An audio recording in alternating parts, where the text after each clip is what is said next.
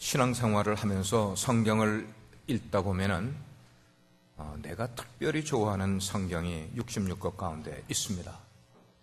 저는 신약 성경 복음서 가운데는 요한복음을 참 좋아하고 서신서 가운데는 빌립보서를 참 좋아합니다.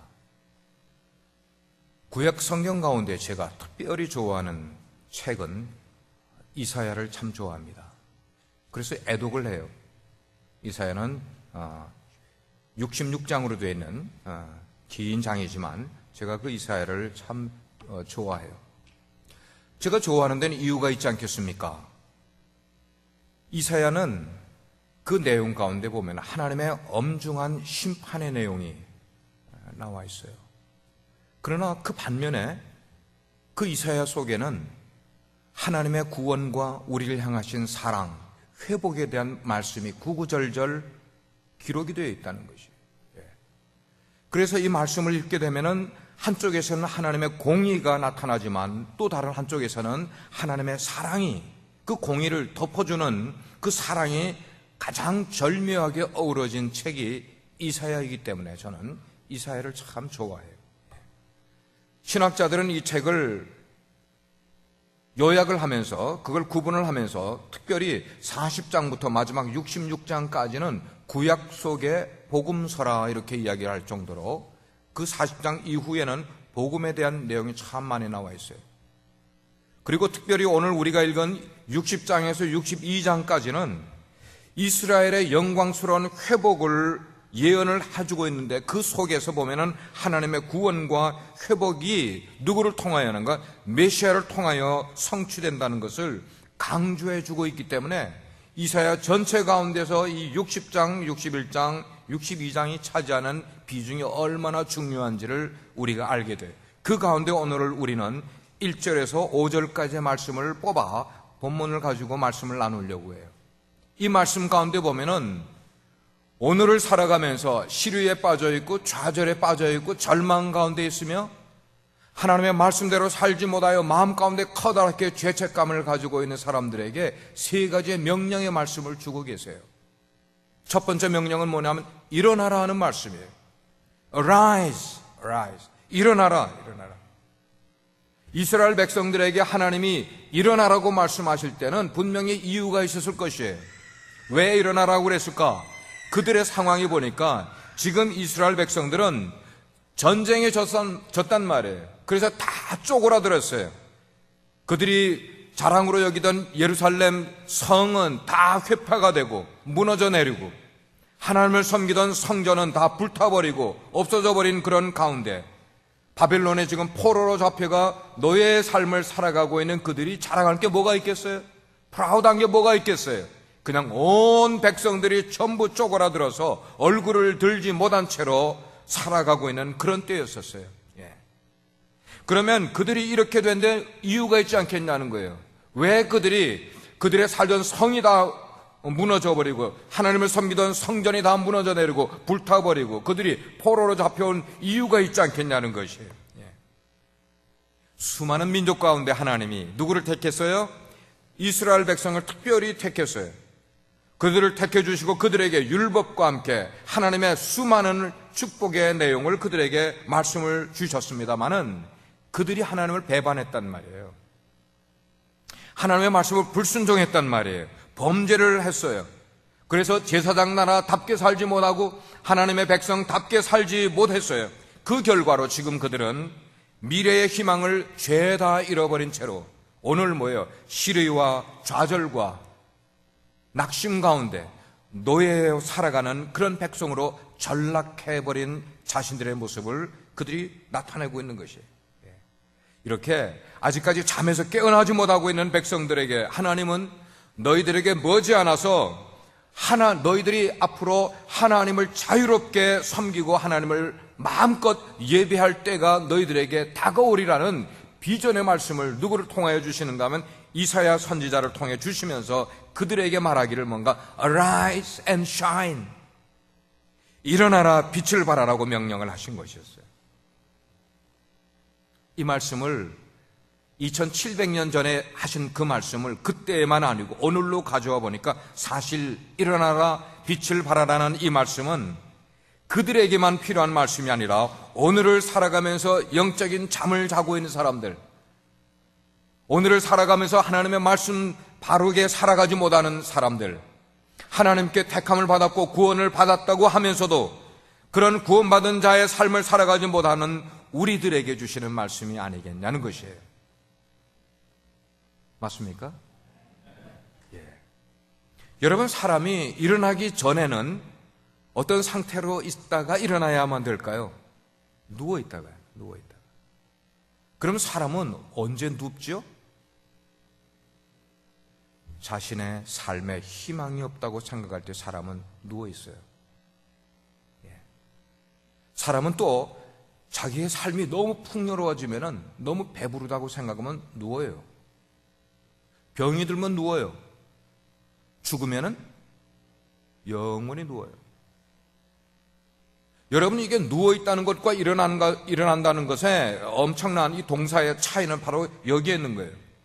이렇게 하나님께서는 지금 누워있는 인생의 희망과 낙심 속에서 일어난 삶을 살지 못하고 누워있는 백성을 향해서 지금 일어나라고 하나님이 명령의 말씀을 하고 있는 거예요. 예수님께서 성경을 보면은 예수님이 만나는 많은 사람들에게 일어나라고 명령을 하신 경우가 세 종류의 사람들에게 예수님은 일어나라고 메시지를 주셨어요. 첫 번째는 뭐냐? 죽은 자를 향해서 일어나라고 이제 말씀하셨어요. 누가복음 7장을 보면은 예수님이 제자들과 함께 전도하기 위해서 어느 마을로 들어가는데 그 마을은 나인성이라는 마을이었어요. 그 마을을 통과해서 가려고 하는데 저기서 어이구 대이구 무슨 행렬입니까? 장례 행렬이에요. 퓨너럴 서비스가 지금 이렇게 사람들의 모습이 이렇게 쭉 관을 메고 예수님 제자들 앞으로 이렇게 지나가는 거예요. 예수님이 보니까 너무 안타까운 그런 모습으로 장례를 치르고 있는 그 장주와 그 식구들이, 그 옆에 있는 사람들이 너무나 이렇게 안타까운 모습으로 그 물어보니까 과부인데 아들 하나 믿고 인생을 살아오고 있었는데 그 아들이 죽은 거예요. 자, 과부에게 아들 하나 있는 그 아들이, 외아들이 죽어 장사 행렬이 오고 있는데 그 청년이, 그 아들이 지금 관 속에 뭐예요? 일어나 있어요? 누워 있어요? 누워 있단 말이에요. 지금 죽은 자를 누워 있다는 걸로 지금 표현을 하고 있는 거예요. 이 청년이라는 존재를 오늘날의 계절로 한번 비유를 한다면 저는 봄이라고 생각을 할 거예요. 봄, 막 이게 스프링 업 하는 거예요. 예. 청년은 뭐예요? 그 속에 생명이 꿈틀거리는 존재 아닙니까? 청년이라면 그 삶 속에 비전이 있는 사람 아닙니까? 도전의식을 가지고 살아가는 사람 아닙니까? 청년이라면 적어도 자신의 문제만 얽매여 인생을 사는 것이 아니라 자신의 문제를 넘어서 시대적인 책임감을 가지고 살아가는 사람이고 사명감을 가지고 살아가는 존재가 청년이 아니냐는 것이에요. 청년이라면은 기성세대는 세상의 물질에 의해서 살아간다지만 청년 정도라면은 그런 물질에 얽매이는 삶보다는 진리를 위해서라면은 내가 세상에 어떤 것을 두고라도 나는 진리 하나를 찾기 위해서 인생을 투자하려고 하는 마음을 쓸 수 있는 사람이 청년 아니냐고요. 하나님을 믿는다면은, 청년이 하나님을 믿는다면 그냥 교회에 왔다 갔다 하는 청년이 아니라 하나님의 영광을 위해서라면 내 한 목숨을 내주고라도 하나님의 영광을 위해 살겠다는 이런 마음의 결정을 할 수 있는 인생이 누구냐면 청년이란 말이에요. 여러분, 2월 14일 지나간 며칠 전에 지나갔어요. 무슨 날이죠? 무슨 날이요? 대보름. 2월 14일이 어떤 분은 또 대보름이라고 그러시네요. 저에게도 막 카톡이 날라오고 그래요. 발렌타인스데이. 그러면 또 물어볼게요. 1910년 2월 14일은 무슨 날이에요? 아시는 분은 아시네. 안중근 의사가 일본의 이토 히로부미를 총으로 암살을 하고 그래서 체포가 되어서 감옥에 들어가 있다가 사형 선고를 받은 날이 1910년 2월 14일이에요. 안중근 의사는 31살의 나이에 사형 선고를 받았어요. 뭐 때문에 살아가다가 조국 대한민국 나라를 위해 살아가다가 나라를 위해 살아가다가 31살의 목숨에 그냥 희생양으로, 그리고 3월 26일 날인가 사형을 받았단 말이에요. 안중근 의사의 어머니가 그 아들에게, 사랑하는 아들에게 남긴 말이 있어요. 너는 내 목숨을 부지하기 위해서 비굴한 짓 하지 말라 그랬어요. 어머니는 무학자예요. 초등학교도 가지 않은 분임에도 불구하고 그의 속에 아들을 위해서 줄 수 있는 가치를 준 어머니였어요. 위대한 어머니예요. 여기에 나오는 청년이 그런 도전을 가질 수가 있고, 진리를 위해서라면, 시대적인 사명을 위해서라면 목숨을 던질 수 있는 이런 위대한 일을 할 수 있는 청년이 지금 뭐 하고 있어요? 꼼짝 못한 채로 관 속에 누워 있는 거예요. 누워 있는 거예요. 심장이 멈춰 있기 때문입니다. 독수리같이 번뜩이던 눈을 감은 채로 아무런 번뜩이는 것도 보이지 않고 있어요. 팔다리는 굳어져서 움직이지도 않고 있어요. 청년이면 뭐해요? 누워 있는데. 청년들, 청년이면 뭐해요? 인생을 누워 있는 채로 살아갑니다. 그런 청년에게, 누워있는, 죽어있는 청년에게 예수님이 외치는 거예요. 청년아, 일어나라. 이 예수님의 말 한마디에 그는 누워있던 자리에서 벌떡 일어난 것을 우린 성경을 통해 알게 돼요.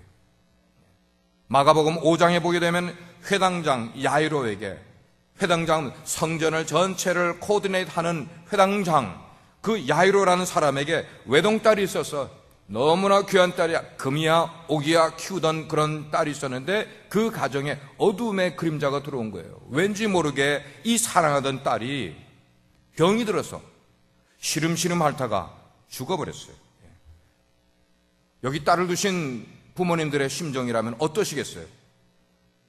회당장이 자기의 회당장으로서의 기쁨이 다 사라지는 것 같아. 왜? 그 사랑하는 딸 하나를 잃어버렸기 때문에. 그렇게 슬퍼하는 가정에 예수님이 찾아오셨어요. 예수님이 그 집에 들어가셨어요. 그 죽어있는, 누워있는 그 딸 아이의 손을 붙들고 예수님이 말씀하시기를, 달리다쿰, 소녀야, 여자아이야, 내가 너에게 말하노니 wake up, arise, 일어나라. 자, 그 말씀을 듣자 죽어있던 이 아이가 생명의 음성을 듣고 나서 벌떡 일어났어요. 그게 성경에 기록이 되어 있어요. 요한복음 5장에. 중요한 것은 우리의 인생에서 죽은 자처럼 인생을 살아가든 희망을 잃어버린 채로 살아가든지 우리의 모든 삶이 절망 속에 빠져있든지 상관이 없어요. 누워있는 인생을 살아가는 자에게 하나님의 생명의 말씀이 들리면은 바로 그 속에 죽은 영혼이 소생한다는 거예요. 아멘이 안 나와요? 예. 성경에서는 두 가지의 죽음을 말하고 있어요. 하나는 영적인 죽음에 대해서 말하고 있고 또 하나는 육적인 죽음에 대해서 이야기를 하고 있어요. 여러분 전도할 때 이걸 잘 알고 전도를 하셔야 돼요. 죽음에는 두 종류가 있어. 그런데 만약에 육적으로는 죽었지만 그러나 영적으로 살아있는 사람이 있는 반면에 육적으로는 살아있어도 영적으로 죽어있는 사람이 있어요. 성경은 말을 해요. 성경은 영적으로 죽은 사람은 하나님을 모르는 사람이라고 말하고 있어요. 하나님을 떠나 인생을 살아가는 사람이라고 말하고 있어요. 이런 자들에게는 영적인 생명이 없다고 말하고 있어요. 예수님은 지금 바로 그런 사람들, 영적인 생명이 없는 사람들을 향하여 외치는 거예요. Rise, 일어나라는 것이에요. 또 한 군데도 예를 들까요? 에스겔 37장을 보게 되면은 하나님이 에스겔 선지자를 어느 한 곳으로 인도를 했는데 그곳에 가보니까 골짜기에 해골이 가득 차 있는 거예요. 여러분 요즘 영화 보면 그런 영화들이 있어요. 머미라는 그런 영화 보면 해골이 많이 있어. 저 해골을 보고 어떡하란 말입니까? 하나님 말하기를 저 해골들을 향하여 외치라고 말씀을 하는 거예요. 그래서 하나님의 말씀에 따라서 에스겔 선지자가 그 해골 떼들을 향하여서 그 드라이 돼가지고 하얘진 그런 해골 뼈다귀를 향하여서 에스겔 선지자가 외쳤어요. 뭐라고 외쳤어요? Arise, arise. 일어나라. 여러분 성경에 일어나라는 단어가 이렇게 많은 줄 몰랐죠? 그 의미가 뭔지 생각 별로 안 해보셨죠? 하나님이 죽어있는 영생에게, 죽어있는 생명들에게 말하기를 원하면 Arise, 일어나라는 것이. 그때에 그 마른 뼈들이 두두둑 두두둑 일어나기 시작을 하더니 마른 뼈들이 자기 뼈를 찾아 맞추기 시작을 하더니 뼈가 쫙 스켈레톤이 이렇게 맞춰지니까 그 다음에는 거기에 근육이 붙기 시작을 하는 거예요. 피부가 붙기 시작을 하는 거예요. 얼굴에 이목구비가 드러나기 시작을 하는 거예요. 이전에 뼈밖에 없었는데. 그러더니 그 속에 뼈가 다 삐거지고 살이 다 펴지고 근육이 생기고 나더니 하나님이 그곳에 생기를 불어넣어 주시니까 하나님의 생기가 그 마른 뼈 속에 들어가게 되니까 그 뼈들이 일어나서 사람이 회복이 됐어요. 성경은 그것이 군대를 이루었다고 말을 하고 있어요. 여러분, 이게 뭘 말하고 있어요? 우리의 인생이 해굴과 같이 죽은 자들이라 할지라도 하나님의 생명의 메시지가 들어오게 될 때 그 메시지가 우리의 삶 가운데 들어오게 되면 일어서게 될 것이라는 것을 예언으로 말씀해 준 말씀 아니냐는 것이에요. 아멘. 하나님의 말씀은 죽은 자를 살릴 수 있는 능력이 있음을 믿으시길 바랍니다. Jesus is a life giver. 예수님은 생명을 주시는 분이에요. 두 번째로 예수님은 누구를 향해서 외치라고 했는가 하면 병든 자를 향하여서 외치라고 말씀을 하고 있어요. 일어나라고 외치라고 말씀을 하고 있어요. 병든 자들. 요한복음 5장에 보게 되면 38년 된 중풍병자가 나와요. 이 중풍병자는 인생이 이미 폐색이 짙어졌어요. 그의 인생의 희망은 다 잃어버려졌어요. 누구도 고칠 수 없는 그런 고질병을 가지고 있었어요. 사람은 자고로 희망이 있어야 돼요. 여러분 가운데 미래에 대한 희망을 가지고 살아가는 분 아멘 하시기 바랍니다. 희망 없이 왜 살아? 우리가 희망 없이 왜 살아요? 희망이 있어야 살죠. 사람은 희망이 있어야 살게 되는 거예요. 그런데 여기 38년 된 병자는 희망을 다 잃어버렸어요. 생존 경쟁에서 나는 완전히 패배했다는 패배의식 때문에 그렇게 살아가고 있었어요. 그에게는 파워가 하나도 없어. 파워레스, 희망 하나도 없어요. hopeless. 그런 인생을 살아가고 있었어요. 자기의 실력을 보아도 희망이 없는 거예요. 자기의 장래를 보아도 희망이 없어. 자기의 건강을 보아도 희망이 없어. 자기의 가정 환경을 봐도 희망이라는 건 아무것도 보이지 않아요. 바로 그런 사람에게 예수님은 그를 보시고 뭐라고 말씀했어요? 일어나라고 말씀했단 말이에요. 일어나라고 하니까 그의 병이 고쳐졌어요? 안 고쳐졌어요? 고쳐졌어요. 사람에게는 누구나 나음을 받아야 될 고질병들을 갖고 있어요. 여러분, 다시 한번 이야기합니다. 우리 모든 사람은 예외 없이 나음을 받아야 될, 고침을 받아야 될 고질병들이 우리에게 다 있어요. 우리 한국 사람이잖아요. 그죠? 죄송하지만 우리 한국 사람들이 가지고 있는 고질병 가운데 노예근성이라는 게 있어요. 거지근성이라고 있다고요. 노예는 내일이라는 단어가 노예에게는 없잖아요. 내일이라는 단어가 없이 인생을 살아가는 사람들을 어떻게 살아갈까? 오늘을 누가 시켜야만 일을 하지 시키기 전에는 일을 하지 않는 사람은 노예근성 때문에 그래요. 주인이 볼 때는 일을 하고 보지 않으면 일을 하지 않는 사람은 왜 그런가 하면 노예근성이 그 속에 있기 때문에. 노예는 늘 쉴 것만 찾는 거야. 쉴 것만 찾고 자발적으로 일을 하지 않는 사람들은 이게 노예근성이 있기 때문이라는 것을 우리는 알아야 돼요. 거지근성은 어떻게 나와요? 거지근성은 뭐냐면 남에게 주는 것은 싫어하고 받는 것 좋아하는 거예요. 이게 우리나라 역사 속에서 나온 근성이에요. 별로 좋지 않잖아요. 자랑할 것 못 되잖아요. 우리 민족이 그래서 허황된 것 좋아하고 과시하는 것 좋아하고 자기를 비하잘하고 뿐만 아니고 낮은 자존감을 가지고 있는 거예요. 그러니까 쉽게 포기를 하고 쉽게 부정적인 말을 하고 쉽게 분노하고 쉽게 절망하고 이게 냄비근성이라고 말하죠. 근데 이게 어디서 왔는가 하면은 노예근성과 거지근성에서 온 거예요. 우리가 가지고 있는 그런 모습, 이런 것들은 우리 각자가 인생을 살아가면서 고침받아야 될 개인의 고질병이고 우리 민족적인 고질병인데 예수님은 이런 고질병으로부터 뭐라고 말씀하세요? 일어나라고 말씀하는 거예요. 우리가 솔직하게 내 속에 그런 그런 병적인 것들이 있다고 생각하면 고침받아야 돼요. 그래야 떳떳하게 살지. 그래야 다른 민족 앞에서도 자랑스럽게 살죠. 네. 사람에게는 고질병만 있는 게 아니라 병든 영혼이라는 게 있어요. 신앙을 가지고 있어요. 하나님을 떠난 것 아닙니다. 영적인 생명이 죽은 것 아니에요. 하나님과 관계도 가지고 있어요. 그런데 그 심령에 병이 든 사람들이 있어요. 그 심령에 병이 들게 되면은 그거 뭐로 나타나는가 하면 탐욕으로 나타나는 거예요. 예수를 믿고 하나님의 택함 받은 백성이라는데 왜 그렇게 욕심이 많게 살아가는지 몰라요. 이기적으로 살아가는 거예요. 교만한 거예요. 시기심으로 가득 차 있어요. 그 사람은 건드리면 분노하는 사람이 있어요. 한으로 맺힌 그런 독한 병이 그의 삶 속에 들어가 있어요. 그것뿐입니까? 아니에요. 혈기도 드러나고 허영심도 드러나게 되어 있고 미움과 원망과 불평과 절망으로 그의 인생이 똘똘 뭉쳐져 있는 이런 삶들이 예수 믿는 사람들 가운데도 있기 때문이라는 것이에요. 예수님은 이런 사람들에게도 외치십니다. 뭐하라? 일어나라. 다 같이 일어나라. 다 같이 일어나라. 예수님은 죽은 자에게, 병든 자에게, 세 번째로는 건 자는 사람을 향하여서 일어나라고 말씀을 하고 있어요. 자는 사람을 향해서. 요나라는 사람이 나오는데 하나님의 사명을 어기고 엉뚱한 곳으로 가는 배를 탔습니다. 그리고 그 배 밑에 들어가 에이 모르겠다. 나는 아무도 만나고 싶지 않아. 지금 하나님 얼굴을 피해서 도망가고 있는데 내가 누구와 만나 이 얘기를 해. 배 밑창에 들어가서 잠을 청했어요.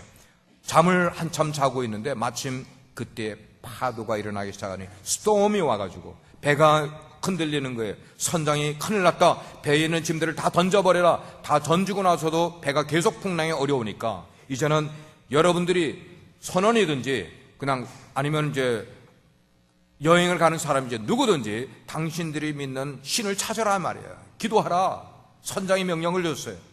그리고 사람들이 그렇게 하나하나 찾아다니는 가운데 배 밑창에 가보니까 누구 한 사람이 자고 있는 거야. 누구예요? 요나가 자고 있는 거예요. 선장이 요나를 깨우는 거예요. 이보게 이보게 웬일로 자네는 지금 자고 있는가? 일어나라고 이야기를 했어요. 자고 있는 요나를 깨웠어요. 예수님이 십자가에 달리시기 전날 밤 겟세마네 동산에서 핏방울을 땀방울 흘리는 것처럼 기도를 하고 계시는데 예수님이 너무 안타까운 모습으로 기도를 하시다가 제자들은 지금 뭘 하고 있는가? 일어나서 뒷걸음질 쳐서 제자들 있는데 가보니까 웬걸 제자들이 뭐 하고 있었어요? 자고 있었어요. 자고 있었어요. 예수님이 제자들을 깨우면서 뭐라고 깨우셨을까요? 이제는 일어나게. 이제는 일어나게 나와 함께 가자고 이야기를 하셨어요. 오늘날 교회를 다니면서도 이렇게 영적인 수면병에 걸린 자들은 자기 주위에 어떤 일이 일어나도 관심이 없어요. 하나님의 백성들이 당연히 해야 될 그런 책임들을 무언가를 알면서도 육신의 안일함, 그런 잠에 빠져 있어서 그거를 덤빌 생각을 하지 못하고 있어요. 예수님은 그런 사람들을 향해서도 명령을 하십니다. 자는 자야, 뭐하라? 다 같이 일어나라. 일어나라. 그렇습니다. 우리가 언제까지 우리 문제에만 얽매여서 잠을 자고 있겠어요? 우리가 언제까지 하나님의 일은 내몰라라 하고 잠을 자고 있겠냐는 말이에요. 일어나야 되는 것이에요. 로마서 13장에 보면 이런 말씀이 있습니다. 또한 저희가 이 시기를 알거니와 자다가 깰 때가 벌써 되었으니 이는 이제 우리의 구원이 처음 믿을 때보다 어떻게 됐다고요? 가까웠다고 말씀을 하고 있어요. 우리 구원이 지금 우리가 처음 믿을 때보다 가까웠다고 말씀을 하고 있어요. 지금 여기 예배드리는 우리 모두 속에 육신으로 죽어 있는 사람 계세요? 다시가 여기 오셨죠. 그런데 반대로 또 한쪽인 영적으로 잠을 자고 있는 사람이나 영적으로 죽어가는 사람들이 있어요? 없어요? 계시죠. 하나님의 명령을 들으셔야 돼요. 일어나라. 일어나라. 그러면 왜 이분들이 영적으로 지금 잠어요? 왜 영적으로 죽어가는 것 같아요? 내 인생이 거듭되게 자꾸만 실패를 경험하는 사람은 너무 인생이 힘든 거예요. 바닥에 떨어져 있는 거예요. 어떤 분은 낮은 자존감, 내 인생을 자꾸만 내 동료들하고 비교하면서 자기 자신은 약하게 열등의식하고 죽어가고 있는 거예요. 어떤 사람은 죄의식 때문에 죽어 있습니다. 어떤 분은 꿈과 비전을 잃어버렸으니 인생을 죽어가는 것처럼 살아가는 거예요. 하나님은 이런 우리들을 향하여서 Wake up, arise, 일어나라고 말씀하는 거예요. 오늘을 희망을 잃어버리고 살아가는 자들아, 절망과 실의 가운데 빠져있는 사람들아, 하나님께서 우리를 향해서 외치기를 하라고 외치는 것이에요. 일어나라, 일어나라. 언제 일어나라는 거예요? 지금 일어나라는 거예요. 이사야 선지를 통해서 우리에게 주시는 두 번째 명령은 뭐냐면 하면 따라하시길 바랍니다. 빛을 발하라. 한 번 더, 빛을 발하라. 하나님은 이스라엘 백성 놀라운 계명과 율법을 주셨어요. 주실 때의 이유가 있지 않겠냐고요. 왜 이런 걸, 다른 민족이 얻지 못하는 이런 것을 그들에게 주셨겠냐고요. 근데 그 백성들이 이걸 축복으로 여기지 못하고 범죄하였어요. 타락해서 그만 하나님의 빛을 잃어버린 삶을 살아가고 있는 거예요. 하나님의 빛을 발할 수가 없는 거예요. 그들이 빛을 발할 수 있는 한 가지 유일한 하나님의 빛을 받아서 그것을 reflect, 반사를 해야 되는데 하나님의 빛을 받지 못하고 있는 그 형편에서 어떻게 하겠냐. 요한복음 8장 12절 보면은 예수님이 말씀하시기, 나는 세상의 뭐라? 빛이라고 말씀하고 있어요. I am the light of the world. 그래서 나를 따르는 자는 어두움에 다니지 않냐고 생명의 빛 얻으리라고 말씀을 하고 있어요. 그래서 예수님은 우리에게 말씀하시기를 너희들도, 나를 따르는 너희들도 세상의 빛이라고 말씀하라. 빛이 되라고 말씀하지 않았어요. 우리는 신앙생활을 왜 힘들게 하는가 하면 빛이 되려고 애를 쓰냐 하니까 신앙생활이 힘든 거예요. 근데 성경은 말씀하기를 빛이 되라고 말씀하지 않고 빛이라고 말씀하는 거예요. It's a big difference. 우리는 본래 빛이 없었지만 예수님으로부터 빛을 받은 거예요. 우리는 리플렉 하면 되는 거예요. 우리의 삶 속에 예수님의 모습이 드러나면 되는 거예요. 믿습니까? 예수님의 말씨를 닮아가면 되는 것이고 예수님의 행동을 닮아가면 되는 거예요. 예수님의 사람을 대하는 그런 얼굴빛을 우리가 닮아가면은 예수님의 빛을 우리가 사람들에게 보여주는 것이에요. 빛은 어두움을 밝히는 그런 목적이 있지 않냐고요. 그렇기 때문에 우리가 빛의 삶을 산다는 것은 이 세상 가운데서 영적인 빛을 비치는 삶을 살아가는 것이에요. 우리 텍사스에는 좋은 것 가운데 하나가 공기가 참 맑아요. 저는 그것 굉장히 자랑하는데 외부에서 온 분들에게 자랑해요. 우리 텍사스의 공기 얼마나 맑으냐고. 특별히 한국서 오신 분들에게는 제가 막 자랑해요. 공기 한국에 있냐고. 아시는지 몰라요. 요즘 텍사스에는 하늘을 밤에 보면은 별이 보여요. 여러분 캘리포니아에 가서 어디 도시를 가보세요. 별이 보이나? 여기 캘리포니아에서 오신 분들 계시죠? 별 안 보여요. 우리는 별이 보여. 별이 소리도 없이 별빛을 우리에게 비춰주는 것처럼, 그게 우리에게 축복으로 여겨지는 것처럼 우리도 이 세상을 향하여 소리 없이 하나님의 빛을 어떻게 하면 돼요? 리플렉트, 비춰주는 거예요. 소리 낼 필요 없어요. 자랑할 필요 없어요. 그냥 비추면 되는 거예요. 불교는, 이게 비교해서 죄송하지만 불교는 은둔의 종교야. 그래서 산속에 깊이 들어가 자기 혼자 돌을 닦는 그런 종교 생활을 한다지만 저는 그게 아니야. 기독교는 성경이 말하기를 산 위에서 비치는 빛처럼 세상 속에서 너희는 빛을 발하라고 말씀을 하고 있는 거예요. 그러나 때때로 하나님의 빛이 우리 가운데 올 때에 그것을 차단하는 것이 있어요.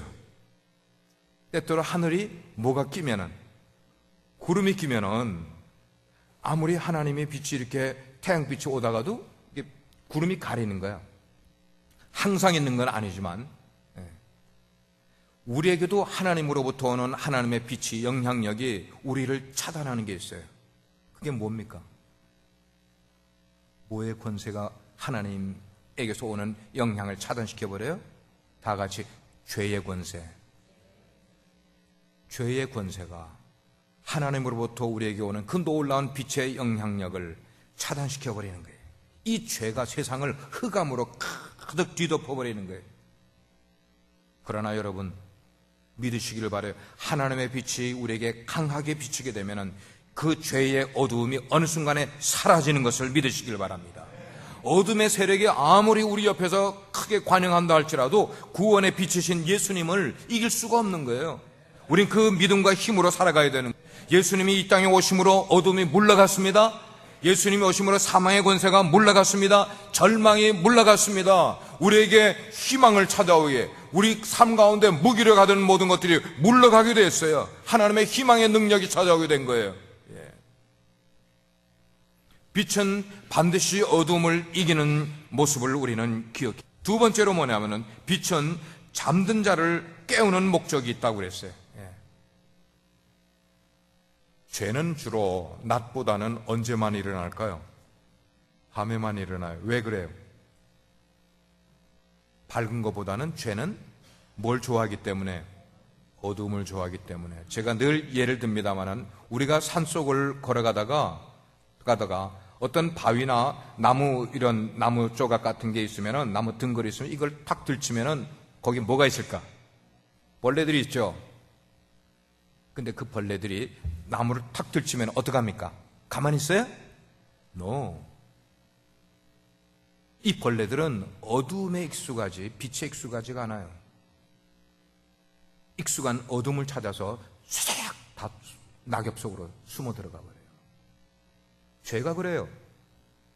죄는 어둠에 익숙하기 때문에 드러나는 걸 싫어해요. 빛이 비치면 숨어버리게 돼 있어요. 자기를 감추게 돼 있단 말이에요. 우리가 인생을 살아가야 될 때 이 죄악의 미래에서 깨어있게 만들어줘야 되는데, 빛은 그 역할을 해주게 되는데, 하나님께서 롯에게 아내와 너의 처자식을 데리고 소돔과 고모라를 떠나라고 가르쳐줬어요. 깨어서 이야기를 해줬어요. 그런데 같이 가던 사람들 가운데 물질의 욕심이 많은 롯의 아내가 소돔과 고모라 자기 살던 곳을 뒤돌아보다가 뭐가 돼버렸어요? 소금 기둥이 됐다고 성경은 말하고 있어요. 여성들이여, 물질을 조심하시기 바랍니다. 삼손이라는 사람이 있어요. 하나님이 그에게 나실린으로 어마어마한 괴력을, 그런 능력과 힘을 그에게 주었는데도 불구하고 삼손이 쾌락의 잠에서 깨어나지 못한 채로 들릴라라는 기생의 무릎에 의존해서 잠을 자고 있다가 머리카락 다 끊기고 두 눈이 다 뽑힌 채로 비참한 마지막을 맞이하지 않았냐고요. 우리는 죄와 이 어둠을 생각을 해야 돼요. 우리 인생을 바라보면은 희망이 없는 것 같을지라 할지라도 내 인생이 지금 실패가 거듭이 되고 내 인생이 지금 바닥을 치는 것과 같은 상황이라 할지라도 그 상황만 바라보면서 쉽게 절망하는 인생을 살지 마시고, 빛 되신 예수 그리스도께서 우리를 깨우시게 될 때, 우리를 일어나라고 할 때 새 힘을 받는 여러분 되기를 주의 이름으로 축원합니다. 예수님은 세상에 오셔서 어두운 세상을 태양처럼 비춰주셨어요. 예수님은 복음의 빛을 갖고 오셨어요. 진리의 빛을 갖고 오셨어요. 하나님의 영광의 빛을 가지고, 사랑의 빛을 가지고 오셨어요. 예수님 속에 거하는 자들은 그런 하나님의 놀라운 역사를 경험하게 돼 있단 말이에요. 우리 기독교 역사 가운데 아주 훌륭한 인물, 성자 칭호를 받은 어거스틴이라는 사람이 있었어요. 젊은 시절에 방탕했어요. 아버지가 부자였기 때문에 자기 하고 싶은 대로 술과 노름과 오입과 하고 싶은 거 다 하면서 인생을 허랑방탕하게 살았는데, 어느 날 하나님의 메시지가 그의 어둡고 좌절 속에 빠져있고 그의 인생의 후회막심한 삶 속에 찾아오시게 되니까 그의 어거스틴이 변화해서 성자가 되지 않냐고요. 이 누가 설명을 할 수 있어요, 이거를? 윤리학자가 그를 변화시켰습니까? 세 번째로 빛은 열을 내는 것에 목적이 있습니다. 열은 우리를 따뜻하게 해줄 뿐만 아니고 우리에게 역동적인 에너지를 공급해 주는 것이 열이에요. 그래서 우리가 하나님의 빛을 받게 되면은 우리 속에서 열이 나오는 거예요. 에너지가 나오는 거예요. 그래서 독수리가 하늘을 향해 치솟아 올라가는 것 같은 그런 힘찬 힘을, 그런 삶을 살아가게 되는 것이에요. 그랬더니 하나님의 빛을 받았더니 우리가 파워레스했던 삶에서 이제는 파워풀한 삶이 되는 거예요. 홉레스한 삶을 살던 우리에게 하나님께서 홉풀한 삶을 살게 만들어 주시는 것이었어요.